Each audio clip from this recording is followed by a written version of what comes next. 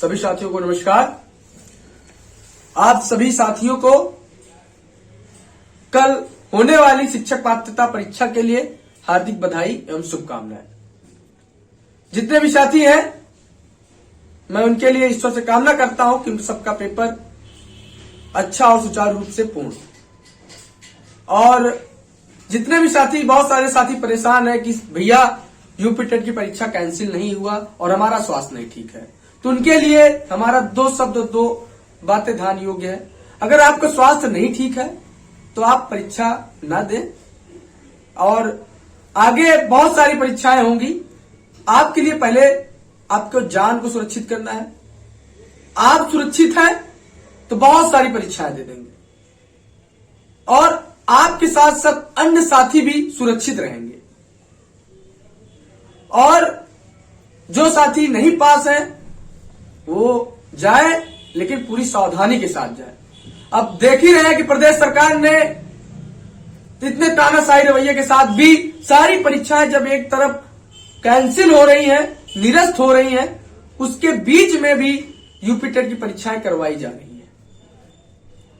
यह हमारा दुर्भाग्य है कि ये राज्य का दुर्भाग्य है, ये हमें आपको बताने की आवश्यकता नहीं है। उत्तर प्रदेश के अन्य जिलों में, हर जिलों में प्रदेश सरकार ने कहा कि हम फ्री बस सेवा देंगे। और जहां पर सरकार बस मुहैया करा भी रही है, कहीं कहीं रोडवेज वालों को ना पता होने की वजह से छात्रों को नहीं बैठाया जा रहा है। बहुत सारी घटनाएं खुल के आ रही हैं। लाखों छात्र बीमार हैं, लाखों छात्र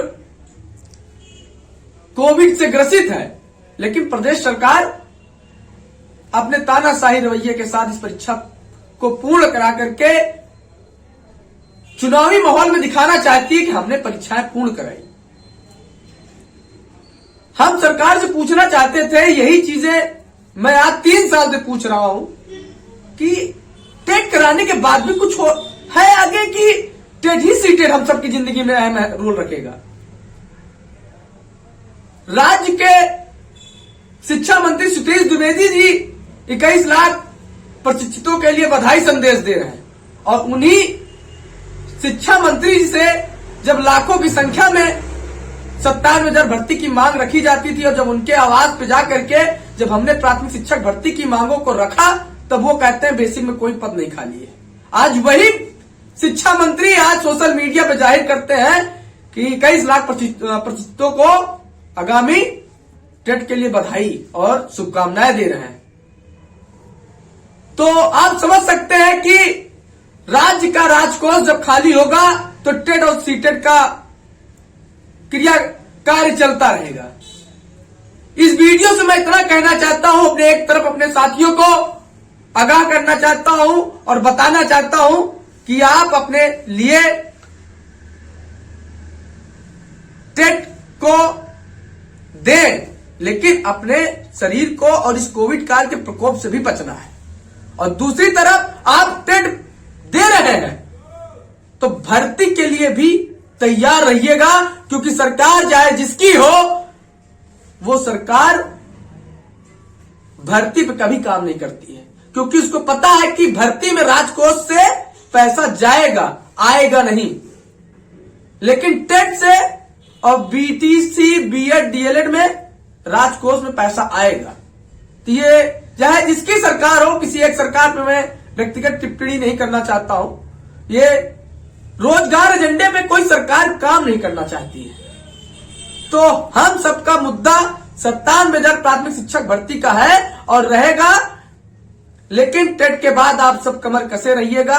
आचार संहिता जिससे ही खत्म होगी, अगला जिसका भी पार्टी मुख्यमंत्री बनता है, हम सब कदम से कदम मिला करके एक बार फिर लखनऊ की सड़कों पे उतरेंगे और इस सरकार से या आगामी जो भी सरकार होगी उनसे प्राथमिक शिक्षक भर्ती का विज्ञापन निकलवाने का काम किया जाएगा।